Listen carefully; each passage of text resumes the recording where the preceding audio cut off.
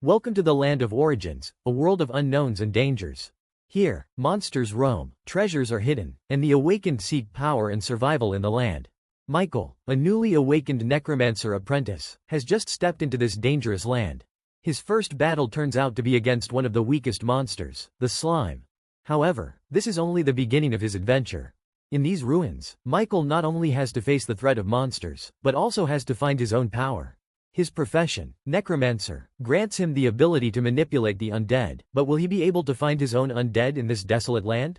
Just like loot in games, the land of origin had its own version. However, unlike in games, you couldn't simply touch a monster's corpse, shout, loot, and watch materials spill out. While it was possible for a monster corpse to occasionally burst out some loot, more often than not, the corpse itself was the loot, and to get what you wanted, you had to manually dismantle it. That said, there was one common type of loot that usually appeared from slain monsters: unranked spirit crystal. I actually got a spirit crystal on my first kill, so lucky. Michael eagerly picked up the transparent crystal. Spirit crystals, said to be superior to mana crystals, which themselves were the advanced version of mana stones, were highly valuable. They were materials that could only be found in abundance in the land of origin. Mana stones were cultivation resources that both cultivators and awakeners could use for their growth. A single mana stone could increase cultivation speed by up to 3 times. This meant that using a mana stone for 1 month of cultivation was equivalent to 3 months of normal cultivation. The value of a mana stone was indisputable. Then there was the advanced version,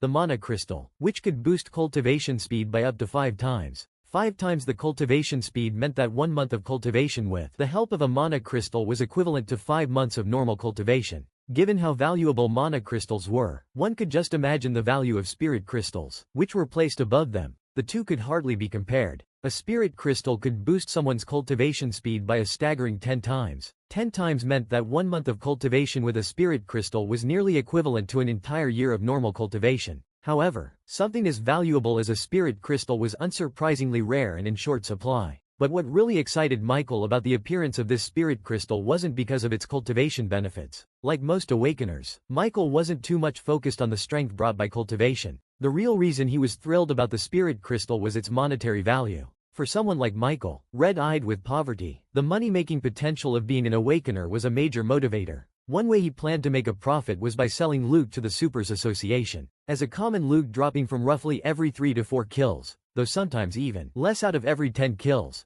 Michael had paid close attention after learning of its existence. In the Supers Association store, a mana stone was priced at $1,000, while a mana crystal could fetch $5,000 due to its rarity and ease of absorption. Outside the association, these prices climbed even higher. But a spirit crystal? Thanks to its rarity and the pure, easily absorbable mana it contained, it was valued at an astounding $20,000. $20,000. Though the selling price would differ from the store price, Michael estimated he could still sell it for at least $15,000. It was clear why he was so thrilled with this find. To think I'd make my monthly allowance from the Supers Association on my first outing. Truly, being an awakener is a fast track to riches. Michael was pleased, but he quickly grew a bit conflicted upon remembering another potential use for the spirit crystal. Aside from their renowned ability to boost cultivation speed, mana stones, mana crystals, and spirit crystals could also help replenish depleted mana, though this practice was often considered wasteful. However, certain energies, like soul energy, couldn't be replenished by mana stones or crystals. Michael had come across some posts on the Supers Association forum that mentioned souls, but the topic felt distant and complex. Michael figured that such topics would be covered in an Awakener Academy,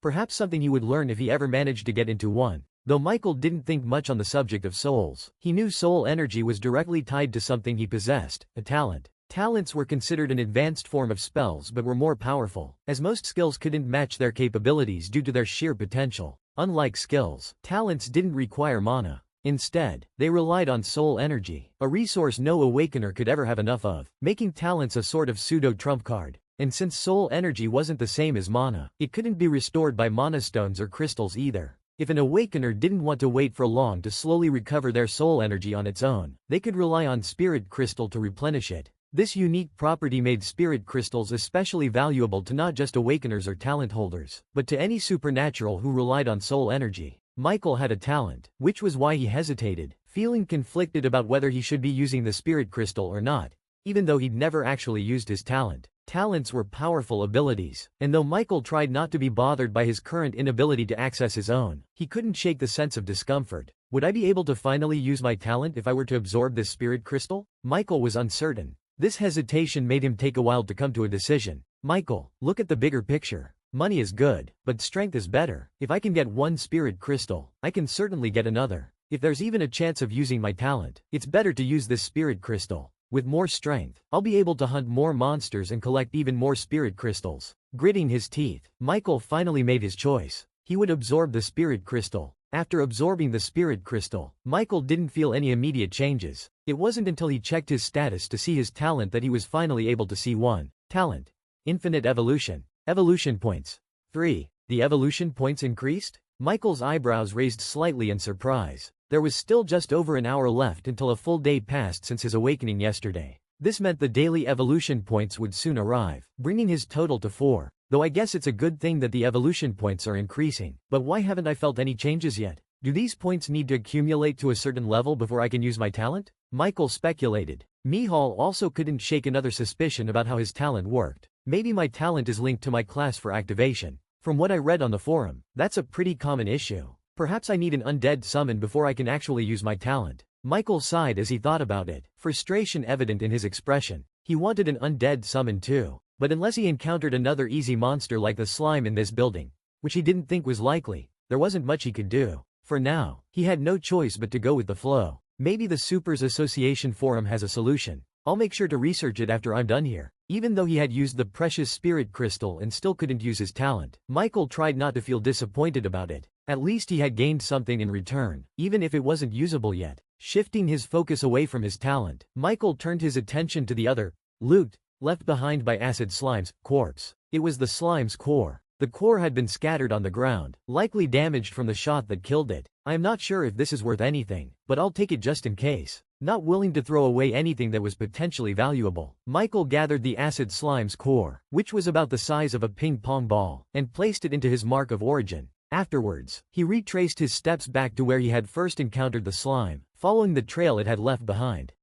His goal was to recover the bullet casings he had dropped when trying to distance himself from the slime's acid shots. Unfortunately, some of the bullets had been destroyed by the acid during the chase, but a few managed to remain intact, and Michael wasn't about to let them go to waste. Just because the casings were damaged didn't mean that the bullets inside were damaged as well. Every bullet was worth money, and he wasn't about to be generous and leave them to nature. After recovering most of the casings he had dropped, Michael returned to scanning his surroundings. At first, I wasn't sure, but now, after so many turns, I think this building might be a dormitory or at least a place where a large number of people used to live. The large rooms and the overall structure of the building fit the description. Michael was still unsure of it since he had only explored a small part of the building and couldn't make an accurate guess yet. Let's keep exploring. Maybe there are more monsters in this building. Hopefully, they'll be slimes, preferably nothing too freakish. It wasn't that Michael was afraid of other types of monsters, but his experience told him that slimes were the only creatures he could handle in his current state. Only rabbits could come close other than that. Had he been closer to civilization, he might have even received a quest to hunt such creatures. However, his starting point was far from any village or town to expect any easy battles, unlike some new awakeners. As for why he felt confident about only being able to handle slimes now was because of his combat prowess. There was a reason as to why guns became useless to awakeners after a while. The forum didn't explain it clearly, only hinting that monster skin grew thicker or that they developed skills that gave them the ability to turn projectiles like bullets ineffective. However, after increasing some of his stats, particularly his constitution, Michael started to piece things together and understand a little. Strength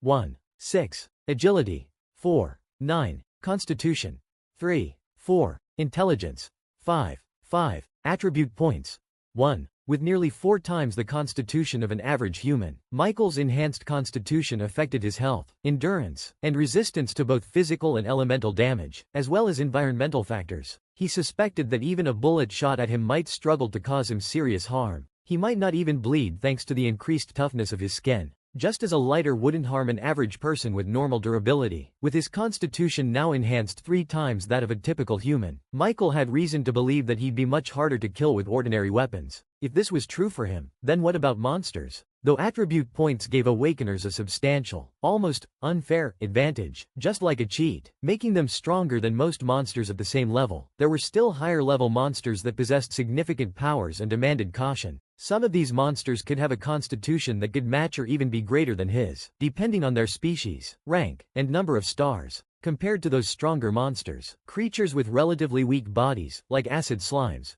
were indeed the safer opponents for a newbie like him. Michael didn't dwell on these thoughts for long. Shortly after moving through the large building, which he suspected had once been a residential area, he encountered his second monster. However, the sight in front of him left him conflicted. Should I be happy or not? Acid Slime LV. 7. Rank.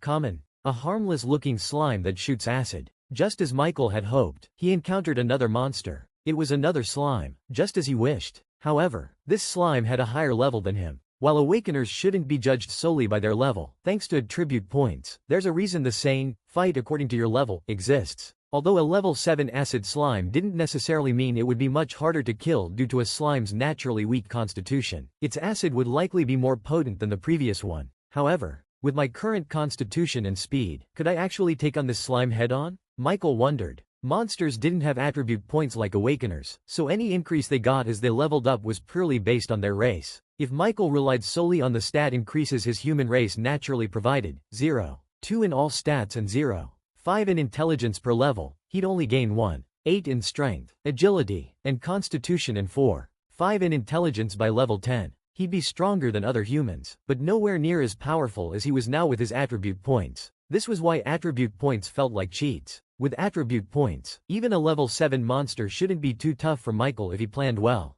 For the acid slime, avoiding its acid shots would lower the danger significantly. Of course, Michael only considered this until his gun proved ineffective. He preferred long-range combat with monsters. It wasn't that he lacked close combat skills. By the time students left high school in the real world, most had basic combat training. Due to the combat-oriented nature of awakener and cultivator professions they could potentially have in the future. Though he wasn't the top in his class, Michael had learned some close combat skills. But knowing how to fight didn't mean he could automatically apply it well in a real encounter. Michael stared at the acid slime, about 20 meters away and slowly crawling further. If it had been farther, his detect skill wouldn't have worked, as unranked awakeners could only use it within such a limited range. I wonder if basic shot will be effective at this distance, Michael thought, uncertain. Unlike detect, which was arguably unique, other skills, even class skills, had clear limitations and mastery levels. Detect had its own limitations, but notably, it didn't have a mastery level.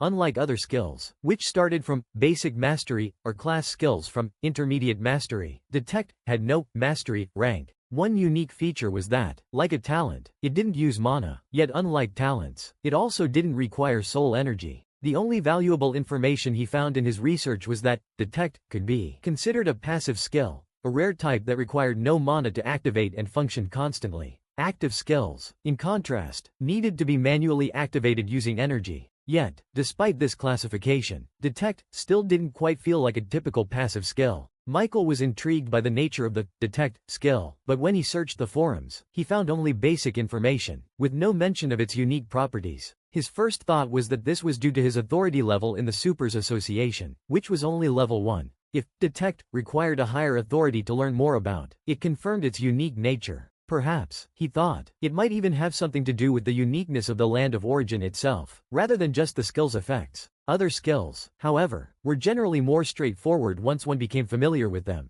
Most skills didn't mean immediate effect upon activation. Just because an awakener had the fireball skill, for instance, didn't mean a fireball would instantly appear upon activation. Instead, activating a skill provided the caster with knowledge and an instinctual feel for its workings, making it easier to use. The higher the skill's mastery, the deeper the knowledge and ease of use. Take Basic Shot, the skill Michael acquired. Activating it wouldn't immediately fire a bullet. Instead, it would instinctively guide him on how to hold the gun, aim, and shoot, an improvement over his earlier, more random attempts. As his mastery improves, the more the skill would feel like second nature to him.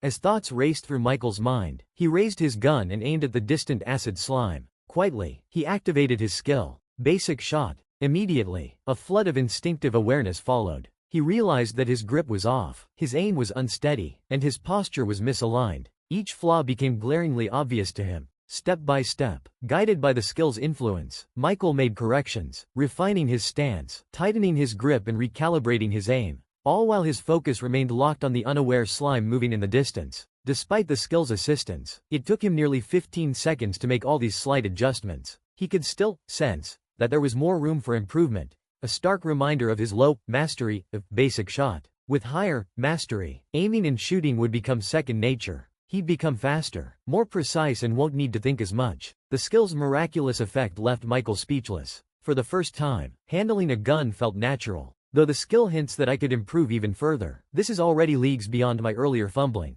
All I need to do is raise my skill's proficiency and mastery. No wonder the Federation prioritizes awakeners. We really are like cheats, instant power-ups, mastering skills in moments that should usually take years to perfect. If I were an archer instead of a necromancer, wouldn't I already be a sharpshooter? How can ordinary people compete with this? Sure, both are powerful, but the teachers were really wrong to say awakeners and cultivators were equal. It's not surprising though, since the world barely understands these two professions in the first place. Is the Federation deliberately hiding something, or is there something bigger at play? Despite the whirlwind of thoughts, Michael's focus never wavered from the slime. As soon as his aim was steadily locked onto the monster, he pulled the trigger without hesitation. Bang! A soft crack of the shot echoed faintly through the long hall, muffled by the presence of a silencer. Pooey! Unlike his first encounter with an acid slime, where he had missed almost every shot, this time the very first bullet Michael shot struck the monster. Although it didn't kill the slime, the bullet had left a hole dangerously close to its core.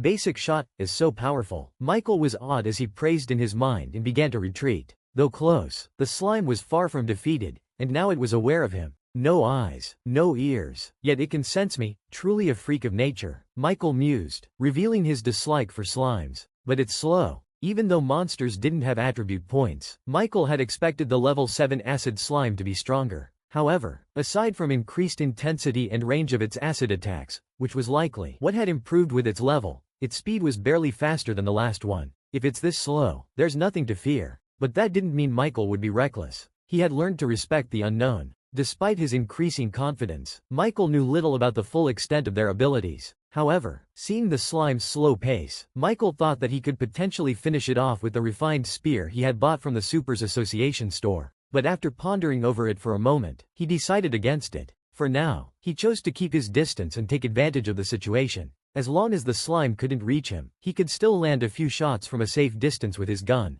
Using this strategy, he could continue leveling up until his bullets ran out or his gun became ineffective against high-level monsters. Only after the situation turned to such that his gun won't be effective would he consider close combat. After circling around and following his path back to the room he'd first arrived in, while avoiding unexplored areas to prevent running into more monsters, Michael finally managed to bring down the acid slime with a series of precise shots. You killed a common LV7 acid slime. You've gained 103 experience points. You killed a monster 5 levels higher than your own, earning a 6x experience multiplier. You gained 618 experience points. Level up. You have leveled up to level 3. Level up. You have leveled up to level 4. You've leveled up to level 4 human. You gained 0.4 stat points in strength, agility, and constitution. You've gained 1.0 stat points in intelligence. You have gained 4 attribute points. You've leveled up to level 4 necromancer apprentice. You've gained 0.2 stat points in strength and constitution, 0.6 stat points in agility, and 1.0 stat points in intelligence. You have gained 8 attribute points. After the acid slime died, Michael felt a surge of power flood through him. His mind sharpened, his strength increased, his defense tightened, and his speed quickened. I leveled up, Michael thought happily. Unlike the previous level up, where he only felt pain, this time he could clearly sense the changes that came with leveling up. And since he leveled up twice in a row, the boost in strength was even more pronounced. Excited, Michael immediately checked his status to see the results. Status. Name: Michael Norman. Class: Necromancer Apprentice. Level: 4, 2 carat. Express: 48 600s. Strength: 2, 2, 0. 6 carat, 9. Agility: 5, 9, 1. 0 carat. Constitution: 4, 0, 0. 6 carat. Intelligence: 7, 5, 2. 0 carat. Attribute points: 13. Skills: Undead Summoning, Undead Revival, Detect, Basic Shot, Talent, Infinite Evolution. Class Skill: Contract Slot, 08s. Gift: Mark of Origin. Seeing his newly updated status, Michael felt a surge of emotion. In just a little over an hour in the land of origin, he had transformed into someone monstrous by human standards. What thrilled Michael most was the increase in his attribute points, the foundation of his power. The sight of 13 attribute points filled him with joy. 13 attribute points, including the one I saved from my previous level up. I gained 6 from leveling up to level 3 and another 6 from reaching level 4. Should I use them now? Michael was a bit conflicted, like having a sudden windfall without knowing where to spend it, even though the possibilities were endless. Considering how he might leverage these points for another power boost, Michael paid attention to his stats. My strength is now twice that of an average human. Even though it's my weakest stat, it's still very strong. For now, I don't need to increase it since I haven't felt the need. Strength wasn't a priority for a necromancer, but without any undead under his command, Michael was still essentially operating as a fake one. Then, there was his agility. It increased by an entire point, bringing my agility to nearly 6 times that of an average human.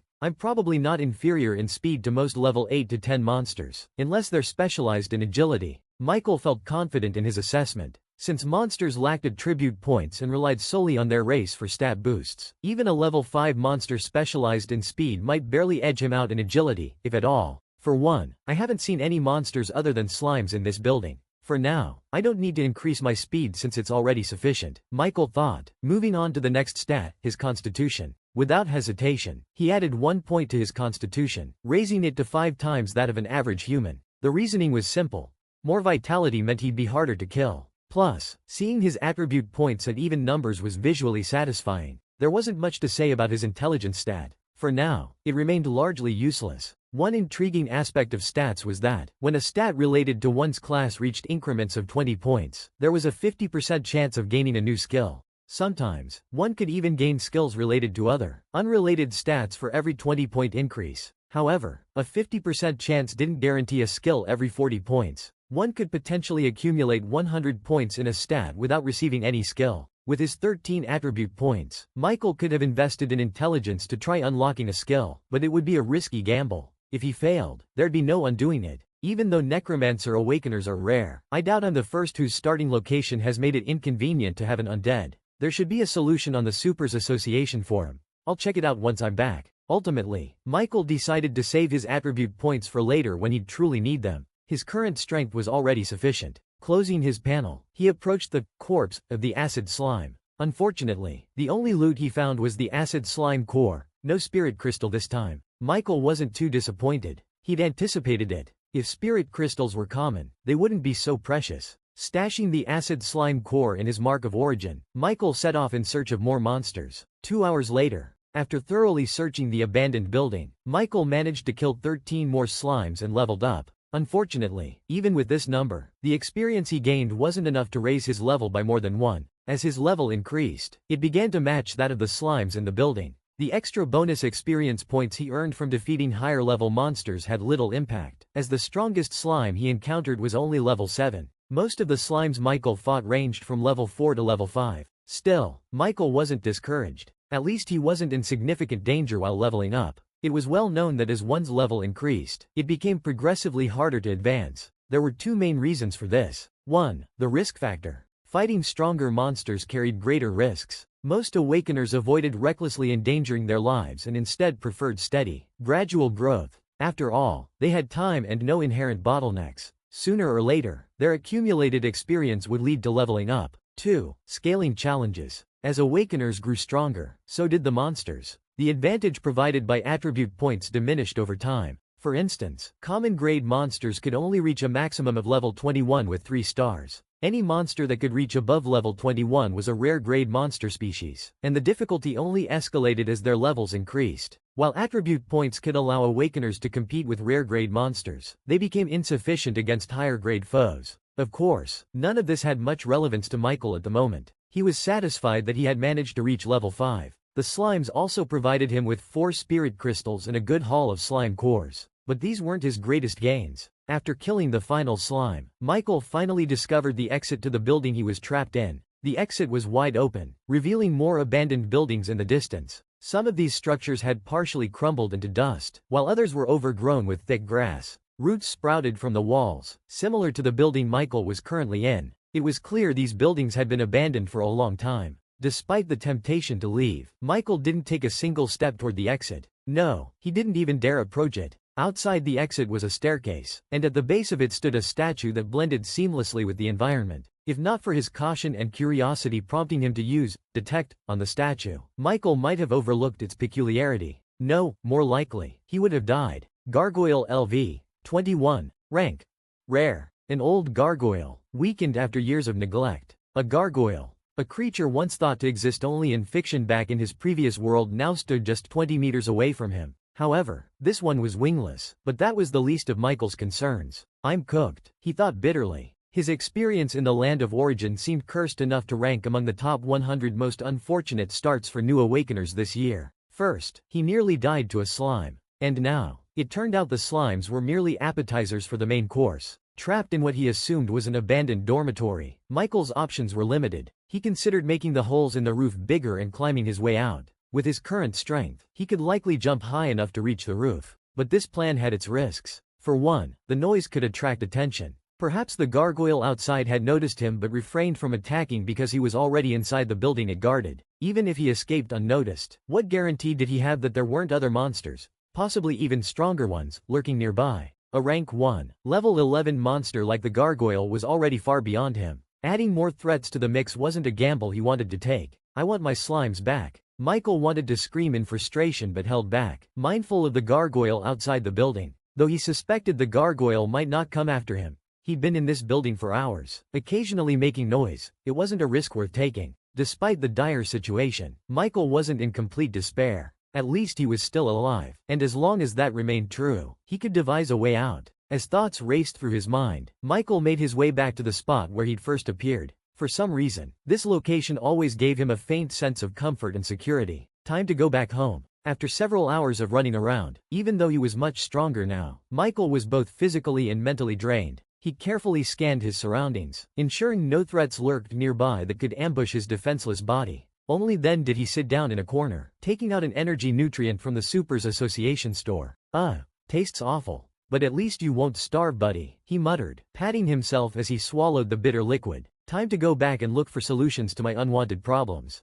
Once ready, Michael disconnected his consciousness from the land of origin. Back in Aurora, his eyes slowly opened. Michael felt conflicted about his first day in the land of origin. On one hand, it had been exciting. He had narrowly survived being killed by a slime, escaping disfigurement by sheer luck. On the other hand, it was downright terrible. His first battle had been a life-and-death struggle against one of the weakest species, a slime, and just as things seemed to improve, he encountered an even bigger boss. Is this what they mean by being at the gate of heaven yet unable to enter? He muttered, still lying on his bed, staring at the ceiling in silence. But despite the chaos, Michael couldn't deny one thing. However, it wasn't like there weren't any gains. Though his first experience in the otherworld left much to be desired, it gave him what he sought: strength. Status. Name: Michael Norman. Class: Necromancer Apprentice. Level: 5, 4 carat. Express: 114 800ths. Strength: 2, 5, 1, 2 carat. Agility: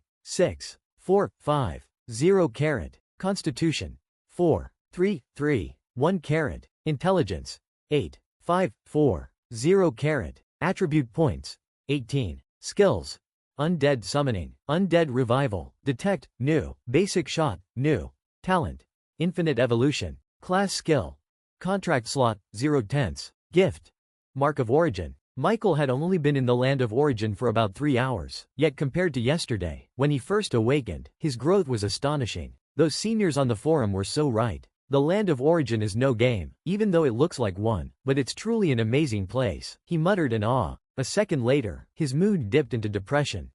Yet, even with all this growth, I still don't have any undead as a necromancer. My supposed highest stat, intelligence, is about to be overtaken by agility. Am I really a necromancer, or am I becoming an assassin instead? Pausing, he chuckled bitterly. No, scratch that. I should be an archer. My only working skill is basic shot, and it doesn't even use mana. It's a physical skill fueled by stamina. Michael mockingly shook his head in helplessness as he stood and stretched his stiff muscles. Afterward, he grabbed his phone from the desk. 3:07, he read. That's roughly 3 hours spent in the land of origin. I left here a little after noon, and it was approaching noon there before I left. Aurora's time is probably 3 to 4 hours ahead. Of course, the time zones of Aurora and the land of origin were unrelated, being completely different worlds. Still, Michael used the time difference as an estimate. With that thought lingering, Michael sat in the chair by his desk and logged into the Supers Association forum on his phone. This time, he wasn't just searching for answers. He planned to ask directly. Michael had too many uncertainties, and searching blindly for solutions without even knowing the right terms felt like trying to find a rumored treasure in the middle of an ocean.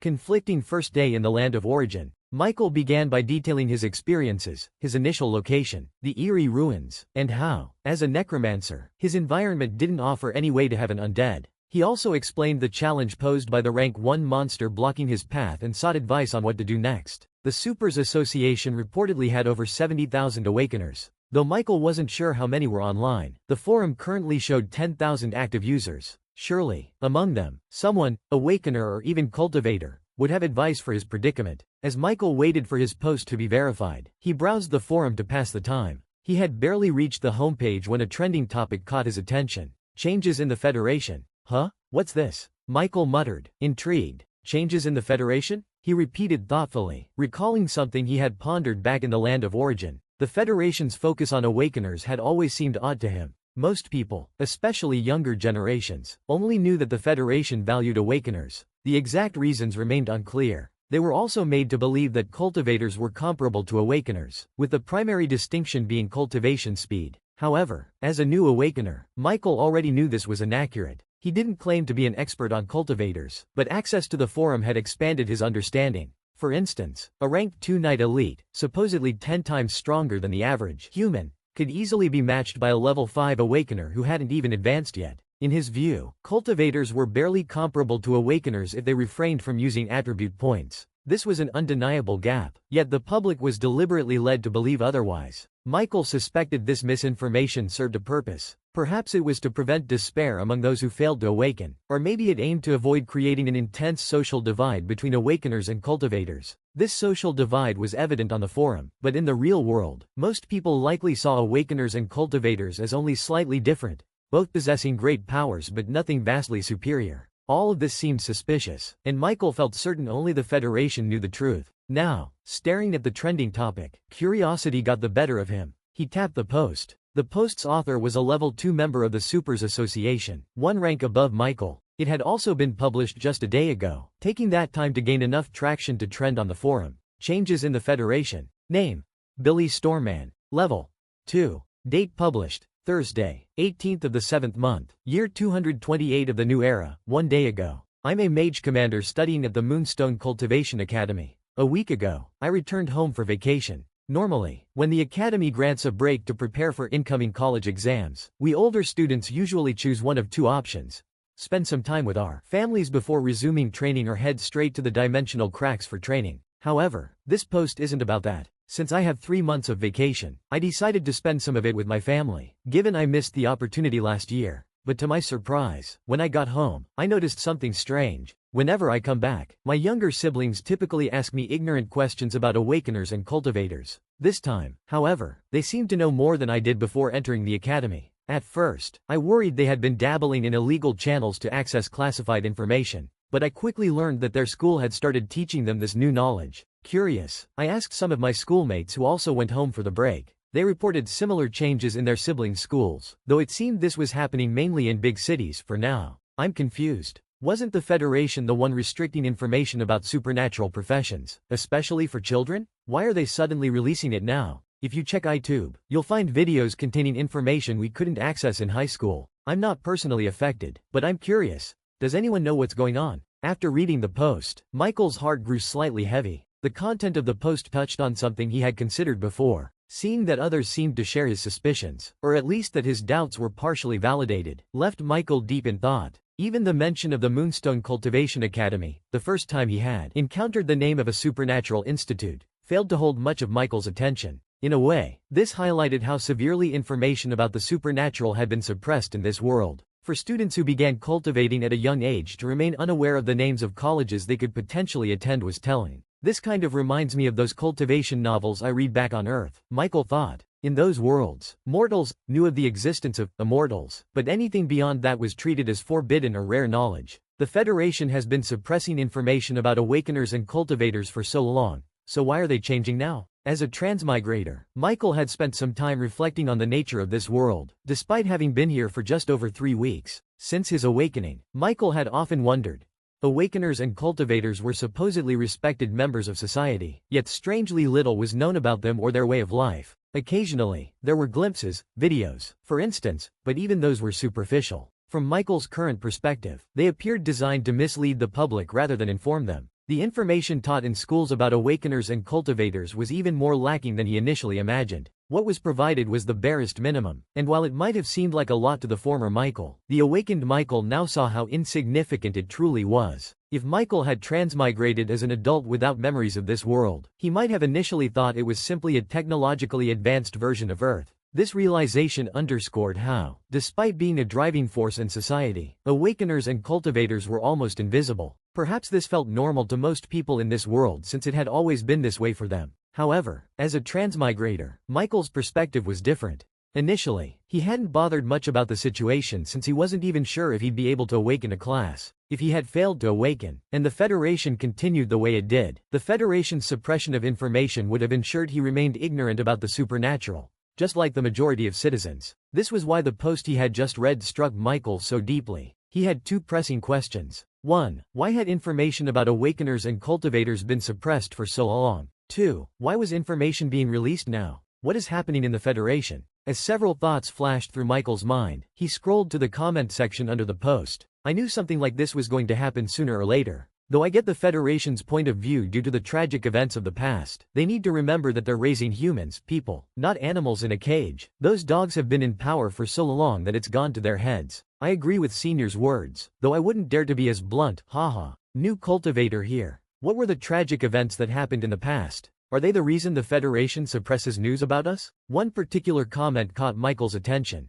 First, it was the audacity of the writer that stood out, though Michael decided to wisely ignore it, as it came from a level 5 member. Second, it was the content that truly intrigued him. Tragic events? What events could have possibly made the Federation so determined to suppress news about us? Curious, Michael continued reading the thread with heightened focus. After the new cultivator asked for guidance, another level 5 member stepped in to reply. Before I answer, let me ask you this.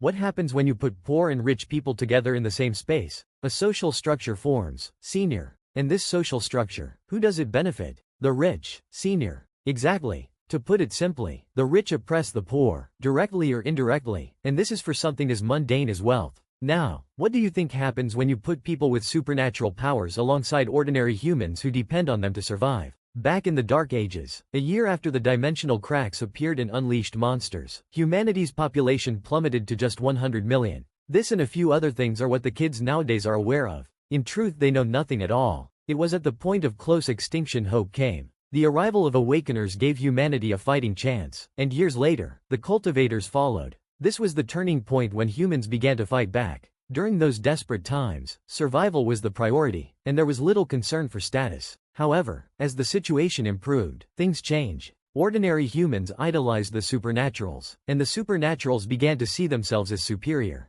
This mindset grew stronger as humanity stabilized. Awakeners and cultivators began treating ordinary humans as lesser beings, and ordinary humans, in turn, accepted this dynamic. It wasn't uncommon back then for a cultivator to kill an ordinary human out of anger, and both sides would see it as normal. Over time, things worsened. Some supernaturals turned into demonic beings, demonic cultivators or awakeners. One powerful mage once sacrificed 1 million lives, and that was among the lesser tragedies. Others committed far worse atrocities. Oh, you might curse those demonic supernaturals, but remember, before they fell to darkness, they were once humans too. Even you can't deny that. With your powers, you've started to see yourself as superior to others. Reading this made Michael's heart heavy. The Senior was right. Slowly but surely, he had begun to see himself as superior, not to humans but to cultivators. Yet, if he viewed himself as above cultivators, who were already higher than ordinary humans, wasn't he essentially agreeing that ordinary people were beneath him? With a heavy heart, Michael continued reading. He now knew what the previous level 5 member meant by tragic events of the past.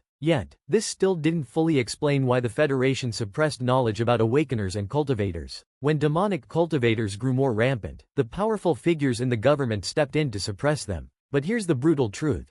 We are indeed superior to ordinary humans. Denying this would be hypocrisy. And because of this superiority, the Federation decided to prevent another crisis by isolating ordinary humans from supernatural matters while creating a separate space for us. They suppressed news about supernatural's powers so ordinary people wouldn't realize the vast difference between them and subconsciously consider themselves inferior. Just as in the Dark Ages, At the same time, they worked to redirect Supernatural's focus away from meddling in ordinary people's lives. This led to the creation of two worlds, one for supernaturals and another for ordinary humans. Even cultivator trainees below college level are taught only how to cultivate, with martial discipline imposed on them much like ordinary humans. This created a sense of equality and the method worked for decades, preventing the rise of demonic supernaturals. But alas, it also made us weaker as a whole. Billy Stormman.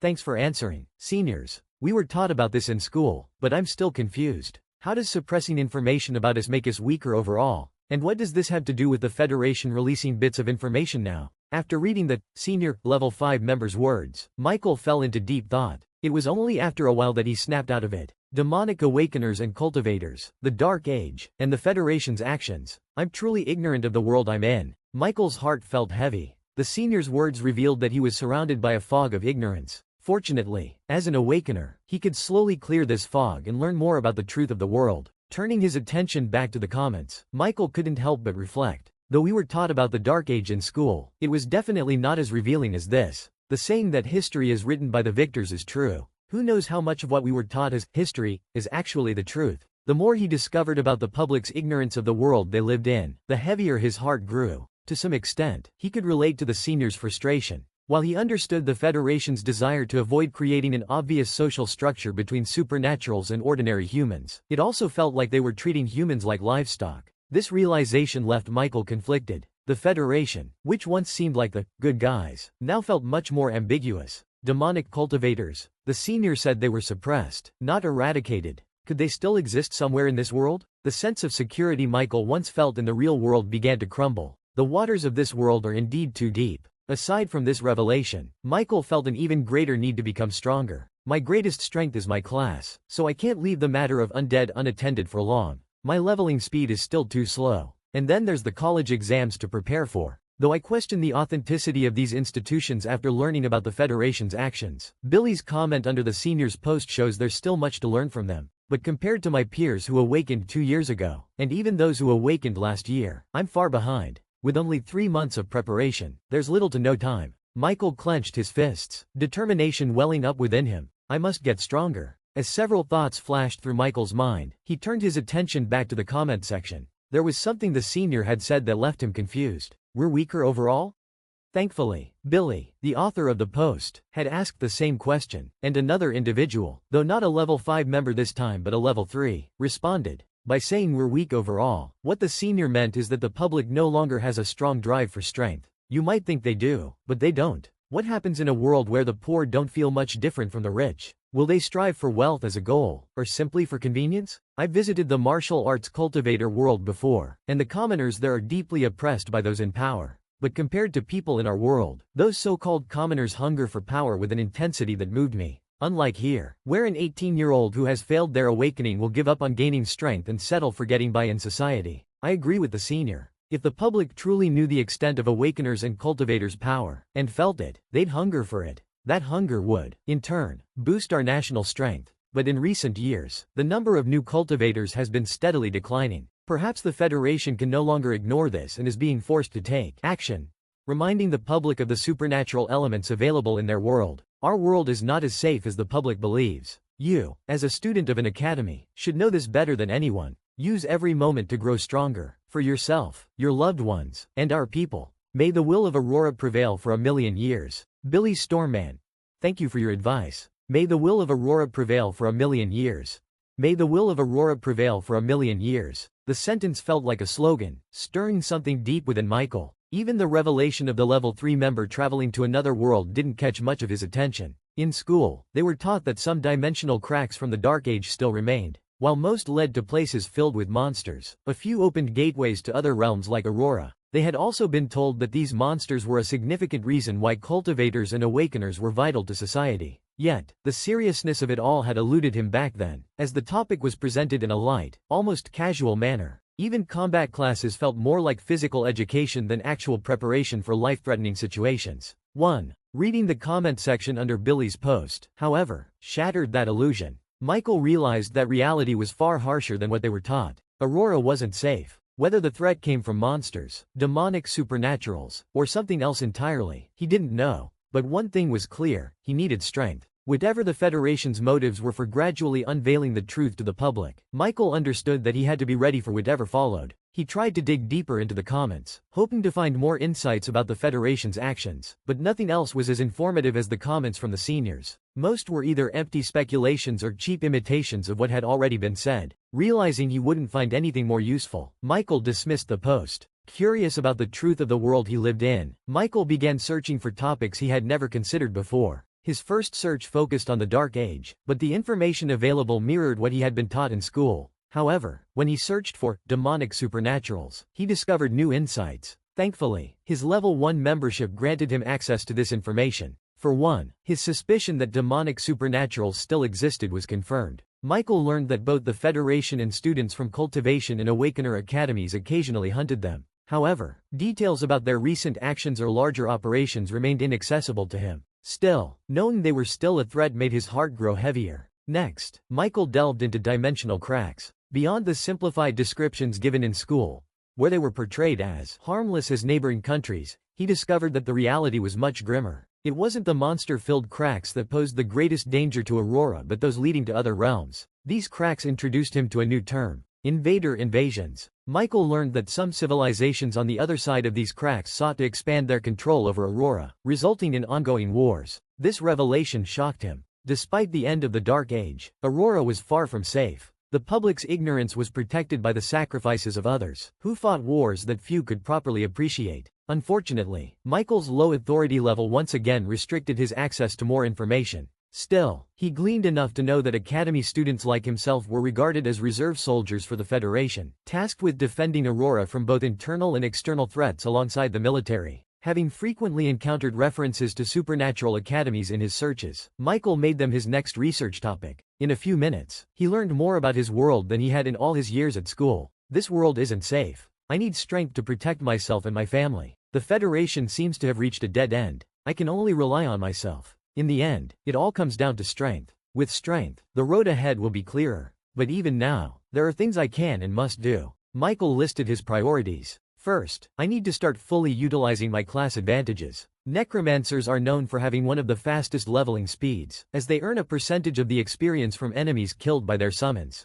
My class is also one of the strongest, capable of functioning as a one-man army, much like a beast tamer in the later stages. Wasting this potential would be foolish. Having an undead could also be the turning point for me to finally make use of my talent. I really hope it is. Then there's the college exam. With my current strength, getting into a top Awakener academy is a pipe dream. Only cultivation academies might accept me due to my identity as an Awakener. But since this directly impacts my growth and access to information, I have to take it seriously. Lastly, I need to find a solution for the ruins I'm trapped in within the land of origin. If I don't, my growth will be even slower. After setting these goals, Michael finally turned his attention to his present situation. The Super Association system had notified him minutes ago that his post was approved, but he had been too engrossed in his research to check it. He hadn't expected immediate responses anyway and decided to wait. Returning to his post, Michael was shocked to find it had garnered over 30 comments and a surprising amount of traction.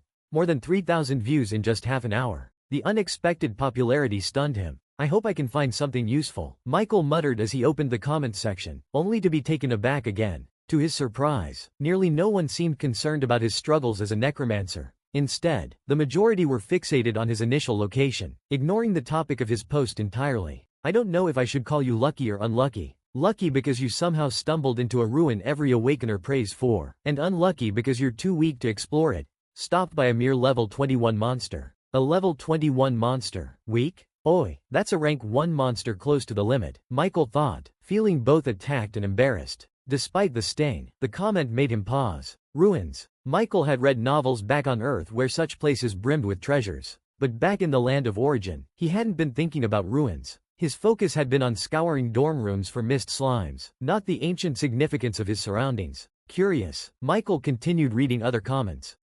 Gargoyles are artificially created monsters, so it's almost certain you're in a ruin. As 3-star rare grade monsters, their weakest are usually around level 20. Given your description of the ruin, it's clearly very old. Gargoyles don't lose levels even after 50 years, so the ruin you're in is at least 200 years old. The older the ruin, the more valuable its treasures. I'd say you're lucky, kid. Just don't die there before enhancing your strength by leveling up in real life. This comment, far more informative, caught Michael's attention. Checking the commenter's profile, he saw they were a level 4 member. Michael's curiosity deepened. He had recently searched for the meaning behind the Super Association's member levels and now understood their significance. Level 1 members.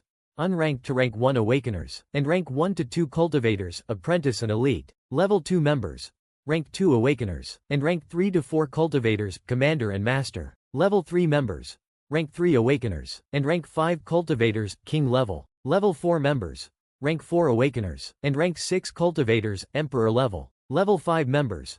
Rank 5 Awakeners, and Rank 7 Cultivators, Demigod level. Realizing this, Michael felt a newfound respect for the seniors in the forum. Those level 5 members were akin to demigods in strength. They truly deserved to be addressed with such reverence. With his current power, Michael couldn't even begin to fathom the strength of a being addressed as a demigod. He also noticed a distinct pattern. Starting from Rank 5 in the cultivation power system, King level, the gap between Awakeners and Cultivators began to narrow. An Awakener rank was no longer comparable to 2 Cultivator ranks, at least on the surface. Perhaps Cultivators experienced a significant boost at King level, but Michael wasn't worried. Awakeners wouldn't stagnate either. They grew stronger with each rank advancement. Of course, a King-level cultivator was still far beyond Michael's reach and deserving of respect. The Awakener who responded to his post was a level 4 member, making them comparable to an Emperor-level cultivator, just below the demigod rank. As an Awakener, they might even stand a chance against a demigod. It was clear this level 4 member was a senior as well. Michael hurriedly gave his thanks. Fortunately, I wasn't desperate enough to do something reckless. I might have missed this once-in-a-lifetime opportunity, Michael thought.